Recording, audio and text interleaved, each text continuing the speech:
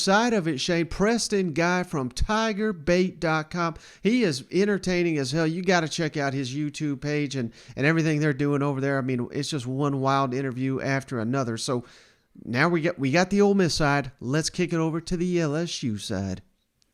All right, hey, we're pleased to once again be joined by Preston Guy. Did not scare him off enough to not want to ever come back. So I really appreciate you, Preston. Give him a follow at PGuy_77. He covers the LSU Tigers for tigerbait.com, and he has an outstanding YouTube show Tuesday nights, 8 o'clock Central. You got to be there. And if you miss it, you can watch it on demand like I do. Preston, thank you so much for joining the show. Hey, I appreciate you having me, Michael. I'm hoping you step up your game this time so I'm not so privy to come back on, but we'll see. Well, I was just joking off air. Man, you have some very entertaining shows, and you just had one with, of course, Glenn Guilbeau. If you follow LSU, you know that name and his kind of back and forth on just kind of ribbon on the Billy Napier versus Brian Kelly. So it is a great time. How was it to have that conversation with Glenn?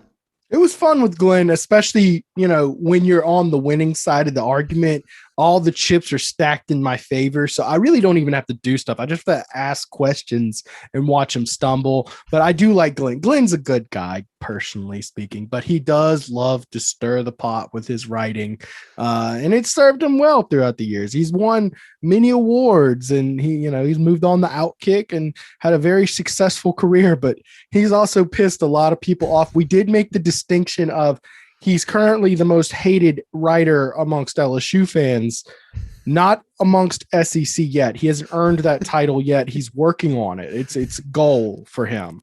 Well, yeah, he's well on his way to earning that, but he's always been kind to me, so I do appreciate Glenn as well. But hey, let's focus on this Ole Miss game. That's why we had you on. Game of the week in the SEC. Before we kind of go on a deep dive on it, let me ask you this, Preston. How nervous, scared, whatever adjective you want to use, do you get when LSU's special teams takes the field? Well, I had a tweet last week that I think just summarizes everything. I had to let people know, guys, this is not a joke. At what point do you seriously just stop returning kicks? Because they've had 4 muffed punts this year. I mean, wouldn't you say that all your punt return and kick return yardage isn't worth 8 turnovers in a year? I mean, that's absurd. You got to get the ball. And at a certain point, if you cannot secure that ball, just give it up. Let them punt it back as far as they want because you got to get it. And I wasn't saying go there yet, but it's like, I mean, at a certain point, you got to ask that question, like when does it get bad enough? And that's how bad it is. So I'm nervous. I don't see any signs of it getting better. A lot of people have thrown Brian Polian under the bus, and I'm sure even Brian Polian is hard on himself right now. My thing is that you don't really coach a guy to catch a punt. That either is a talent or not. The only way it'd be a coaching issue is if they're not vetting these guys well enough. And I just cannot imagine a scenario where they're not vetting guys to catch that ball. But right now they've got a walk-on, Clayton, returning these kicks. And that's kind of a stark reminder. LSU has 65 scholarship players. Brian Kelly did an outstanding job of building this roster back to compete in the SEC, and he's 5-2 for a reason. He just beat Florida pretty handily. That being said, this roster still held together with paper clips and bubble gum. Make no doubt. It's like a yacht that you put some Flex Seal on just to get it floating for a year. A lot of transfer portal guys, a lot of guys coming off of injury, a lot of guys coming off of both. And they're trying their best, but when you don't have a guy who can just have steady hands and return a kick every single play, that's indicative of how things are. This isn't your stereotypical talent rate and roster. Lane Kiffin said it's the most talent he'll play all year. I think Lane Kiffin might be a little off there once you consider the depth. So yeah, special teams are concerning, more so than even the kicks. Sometimes the coverages are off, but my gut tells me that these special teams are more so reflective of this roster lacking some serious depth. And how wild is it, Preston, that despite everything you just said, and I agree with you, LSU sitting here at number 3 in the West. They're obviously playing number 1 this weekend. They got number 2 Alabama at home. I mean, I'm not sitting here saying LSU is going to win the West. I think that'd be a little crazy, but they have at least put themselves in position by the midway point. Did you see this coming? I think they're right exactly where I had them predicted at this point. I predicted them 8-4. I still think they're going 8-4. Now they definitely have an opportunity to turn things up if that offense clicks the way it clicked last weekend. If the defense plays the way we've seen it capable of playing at times, and then on top of that, special teams, Jesus of Nazareth shows up and fixes special teams. This is a team that will compete in every game and can win out. I think Alabama's shown some vulnerabilities, and Ole Miss certainly has shown some vulnerabilities, and you can beat both those teams and win out. And I expect LSU to beat A&M. I expect LSU to beat Arkansas, and I expect them, of course, to beat UAB. And if you do that, you're playing for everything. You're going to win the West and be in the SEC championship against either a rematch against Tennessee or Georgia, and you're playing for everything. That would be phenomenal. Let's go back to reality, though, Mike. LSU's got some problems, and in their first 5 Power 5 opponents, that offense was a clunker in the first half, and it was slow. And it wasn't until they were in absolute desperation mode that they let Jaden Daniels loose, and he finally got some points, and they were able to win most of those games. Or they lost 2 of them, obviously, but they won the rest. In Florida, they scored on their first 6 drives, and that was unprecedented. So are they going to do that? Or are they going to go back to the slow start LSU offense? I mean, my inclination is that they will go back to normal. Now, the fan in me might say, hell yeah, they've turned the corner, Michael. They got it. They're going, but it's like that's not reasonable. In football, you tend to gravitate to the mean. You go back to the normal. What also stands up matchup wise in this game, Ole Miss has a terrible running defense. You can take advantage of Ole Miss by grounding and pounding and just have an efficient run game. Jaden Daniels is LSU's leading rusher. He plays quarterback. Okay, LSU's leading rusher right now is a former walk-on, Josh Williams, right, who has outplayed all expectations. He was supposed to be your 4th back. He's been your number 1 back. But LSU's running game, and it's a combination of running back depth. Right now, you've got 2 running backs giving you any productivity at all, John Emery and Josh Williams, right? You don't have the depth. Brian Kelly wants 4 backs. You've got 2. So you don't have the depth. And then the offensive line has been, it's like a juggling clown at the radio. They've been just shuffling guys in and out. This guy's hurt, that guy's hurt. And there's been no continuity and no chemistry there. So LSU doesn't have the running offense, even if the statistics show up on paper, because Jaden Daniels scrambles for an extra 30, 40 yards a game. It doesn't actually have the running game designed to take advantage of Ole Miss. So I think it's a bit of a matchup problem just because LSU isn't built to take advantage of what Ole Miss gives you. Now, here's something, Preston, that I've been kind of echoing time and time again. I think Jaden Daniels is the most valuable player in the SEC. And that doesn't mean he should be up for the Heisman or anything like that. But I'm saying you remove him from the roster. I think LSU takes a huge step back, more so than any player in the SEC if you removed him from their team. Could you get behind that? Yeah, I definitely could. I think Nussmeier, the offense, it would just change so much. You would have to, Nussmeier would have to do things very differently. Nussmeier probably brings more arm talent to the table, but his decision-making is not up there yet. Certainly in terms of percentage of yardage of the offense. He's got right under 2. He's got 1,962 yards. I would bet LSU probably on the year has like 2,200 yards or something, maybe 2,300 total yards. So he's probably accounting for 85-90% of your total yardage. So yeah, you tell me if one guy you take out and you lose 90% of your offensive production, you tell me if there's another guy with more percentage of your production.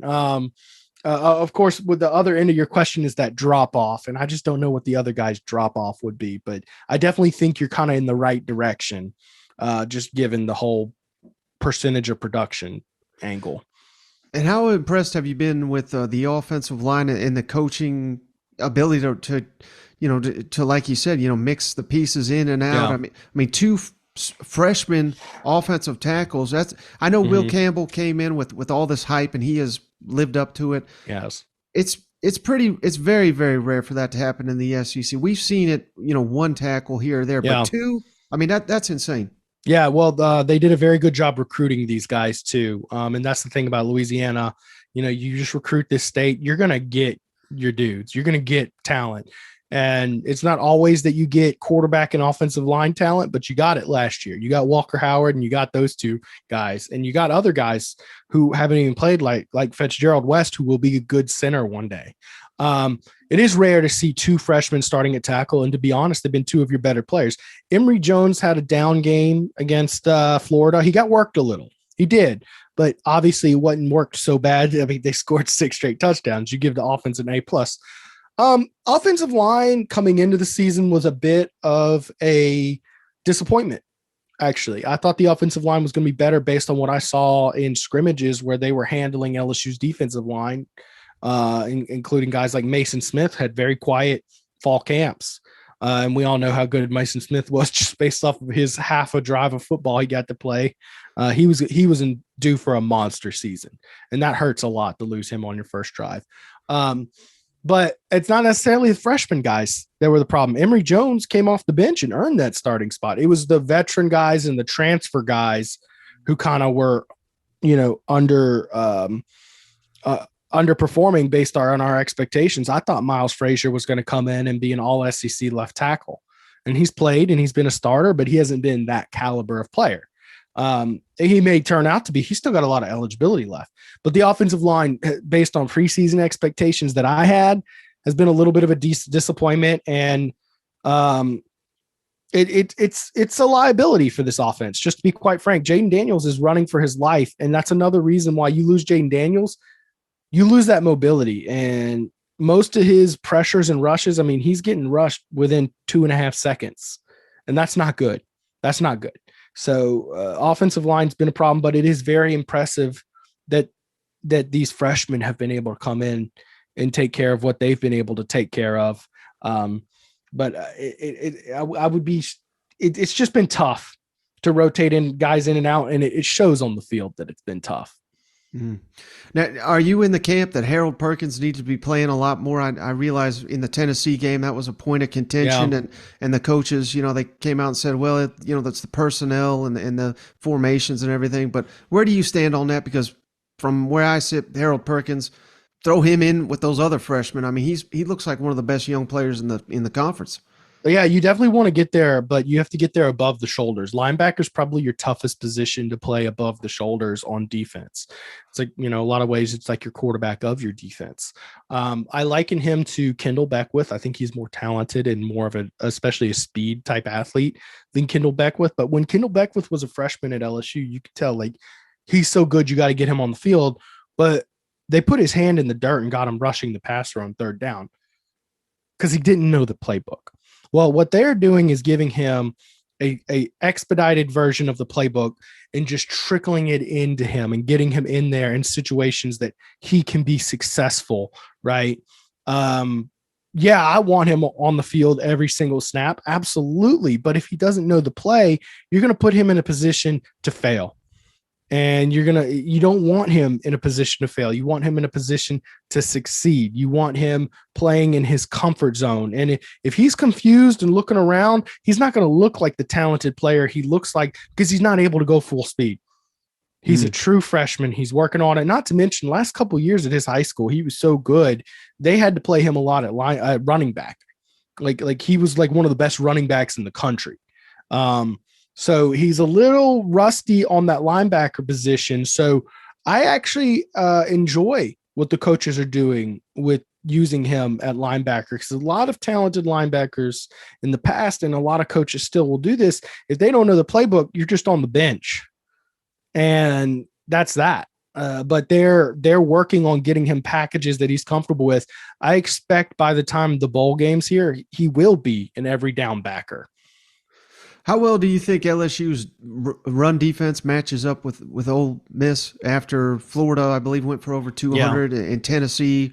They had some good success against LSU's defense. Can they slow down Ole Miss? That's a big question. I think LSU's got a good rush defense. I don't think it's elite. I think Ole Miss has a good rushing offense. This is a game. Every time I think about games like this, I think, man, Mason Smith would be a very big help to have right now. But credit to Matt House, he's done a pretty good job getting this defense to, stop the run. I do expect Ole Miss will run the ball with some success. Do I think they're going to run for 400 yards or anything crazy like that? No. But I don't think LSU will have the upper hand. I think it's going to be enough to get Ole Miss the win. And how big of a factor do you think the home field will be for LSU? Because Ole Miss, they have been on the road twice, but one was Vanderbilt. That's not really a away game, and the other was Georgia Tech. This is going to be a first for this Ole Miss team. And these LSU fans are excited because it's LSU's favored. Vegas is picking LSU. I'm not picking LSU, but because I'm just looking at the matchup on the field and what I've seen from Ole Miss and what I've seen from LSU. But Vegas really likes what they're seeing. So maybe they know something I don't. Those bookkeepers are pretty good. So the fans are really hyped. They think this is LSU's first. Will be Brian Kelly's first signature top 10 win. And we all know that's his boogaboo from Notre Dame is those top 10 matchups. Well, if he can, nip that one in the bud year one at LSU with a ragtag roster, the LSU fans are feeling really good. Not to mention LSU is pretty much in good position to go 9-3, which if he goes 9-3, I'm going to push like, man, what Heupel's doing is crazy, but Brian Kelly should be right behind Heupel for coach of the year in the SEC at 9-3 straight up. But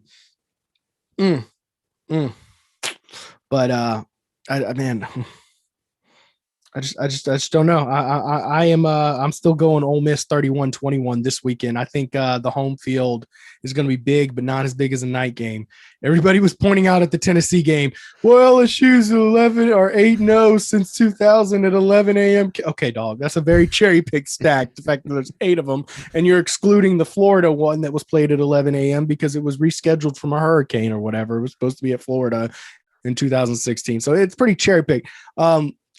Does anybody think that a 2:30 Death Valley is the same thing as a 7:30 Death Valley? No, it's just not the same. Saturday night in Death Valley is one of the most special atmospheres, but it's still Death Valley. It still will be a ruckus environment. It's just not going to be as ruckus as we've seen it, and I don't think it's going to be enough. I think Ole Miss handily wins this game 31-21. Not embarrassing, but they take care of business. All right, Preston, really appreciate all your time. Can you tell the folks one more time, where's the best place to find all your work? Yeah, so look, y'all can follow me on Twitter at PGuy_77. Any LSU fans watching, I want some hate tweets if I'm wrong. I'm not rooting against LSU. I went to LSU. So, bring the smoke at my Twitter if I'm wrong. I'm loving it.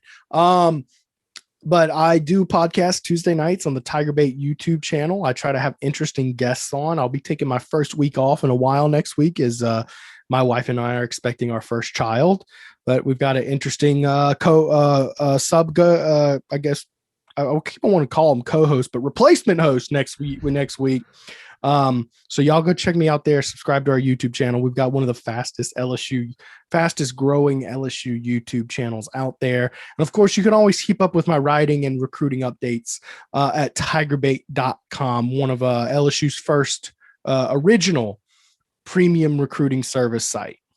Oh, buddy, how about it? So we got dueling homers here picking the opposite team. What in the world's going on out here?